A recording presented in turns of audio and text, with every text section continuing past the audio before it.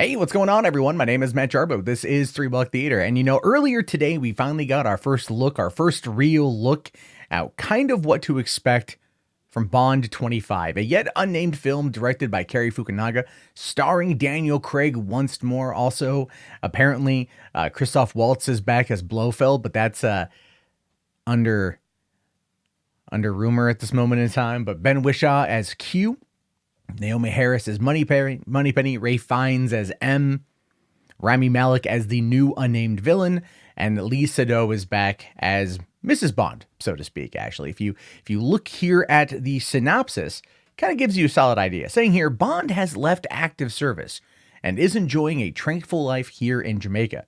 His peace is short-lived when his old friend Felix Leiter from the CIA turns up asking for help.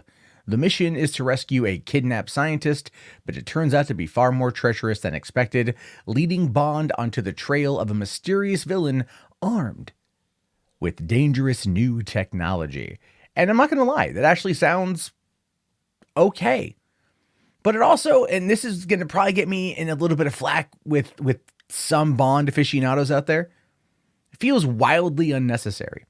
It really, really, really does. Giving us Bond 25 with Daniel Craig is a movie that I kind of think is a waste of time. If I'm being honest with you, it's kind of a waste of time. Now, look, go back to 2006, the fall of 2006, Martin Campbell's Casino Royale hits theaters.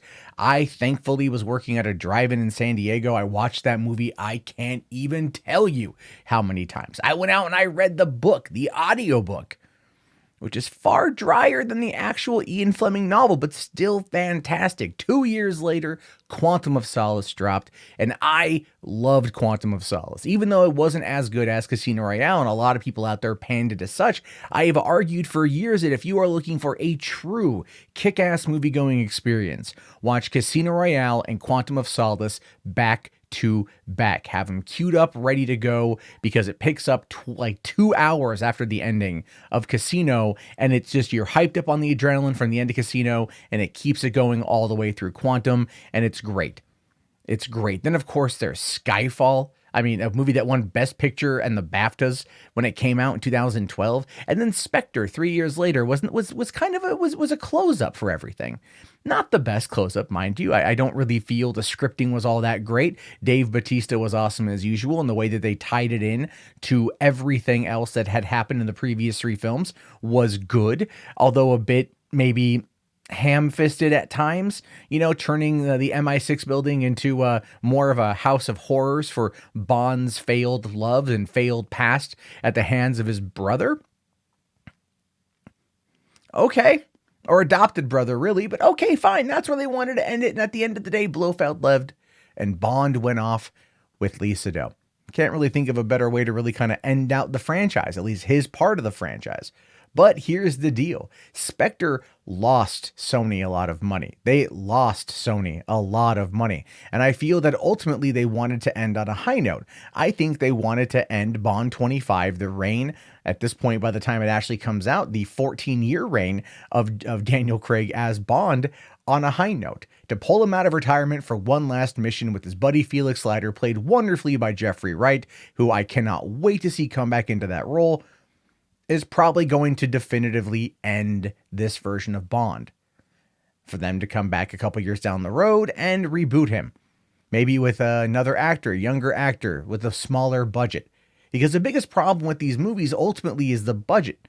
The stories are fun. The stories are fine. I mean, we moved past the Pierce Brosnan films, GoldenEye, The World Is Not Enough, The Edge of Edge of Tomorrow? No, it's The Edge of Tomorrow. World Not Enough, Tomorrow Never Dies. And of course, Die Another Day. And those were more kind of in line with the Roger Moore stylings. The over-the-top, in-your-face, good, fun films.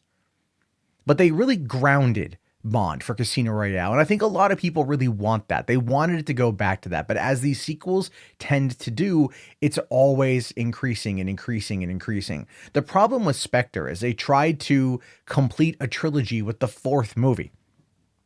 They really did. They really, really, really did. If you look at Casino and Quantum and Skyfall, it does play out like a trilogy. at least of Bond and everything else. And then with Spectre, they tried to then tie it in even more. They lost themselves with it, so they're trying one last get out of jail free card before the franchise is entirely destroyed going into the future. And here's the deal: I don't want that. I love Bond. I love Craig as Bond. I love Brosnan as Bond. I love Moore and Dalton and Connery and even Lazenby that one time. I love the Bond movies, and so if they're gonna do it right. But that's kind of my biggest problem with this movie. This is the first time that the Broccolis are coming at this from like a retired Bond perspective. I mean, this almost feels like Never Say Never Again versus any kind of actual in-canon Bond film. And that's, I think, my biggest complaint with it.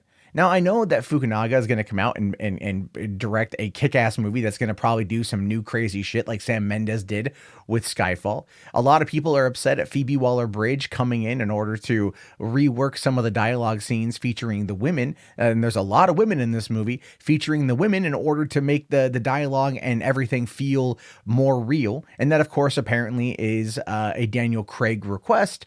We'll have to wait and see how that thing plays. I know a lot of people out there are trying to think that she's rewriting the entire screenplay to make it more of a feminist Bond, but if she's simply beefing up the female characters, there's nothing really wrong with that. And the reason why I say that is let's go back to the ending of The World Is Not Enough.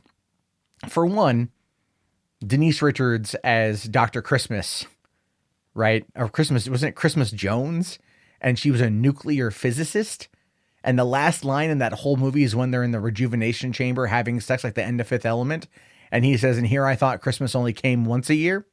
That was the last line of that. I mean, like, it was a good line. It was a great line to end out that movie. Don't get me wrong, but maybe some better representation, maybe some better dialogue, some better characterizations. I'm okay with that. I would much rather have a strong, confident female-led character, a female character, than something like Denise Richards as Dr. Christmas Jones. You know what I mean? So I'm definitely not, I'm not worried about Phoebe Waller-Bridge coming on board. Killing Eve is a fantastic show. And I think we're going to be okay on that front.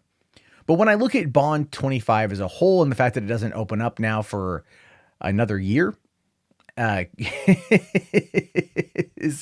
a movie that I'm excited to see, but I'm also not going to lose any sleep over waiting to see it. My hype is effectively not there yet. I need to see a trailer, something. If they just went into production now, that means that even maybe a Comic-Con in a few months, we might actually get to see some kind of teaser trailer or get to see something from the movie to give us an idea for what it is they're trying to do. I want to get hyped for Bond, and I feel kind of bad by not being as hyped as I could be. I remember when I saw Casino Royale and they announced Quantum, I was so hyped. I remember when I saw Skyfall and how it did that movie was freaking amazing. But then Spectre was just too much. It was too much. And this feels like it might be trying to rein it in a little bit, which is good. A very simple, straightforward mission. But we'll have to wait and see. Anyway, I leave it to you, your thoughts or your opinions. Do you think this is going to be good, bad? Do you care anymore? Do you just want them to reboot Bond, or how do you feel about it? Let me know down in the comments below. Be sure to thumbs up the video, subscribe if you're new, and check back often for more content from me. My name is, of course, Matt Jarbo. This has been 3 Buck Theater. Have yourself a fantastic day, guys.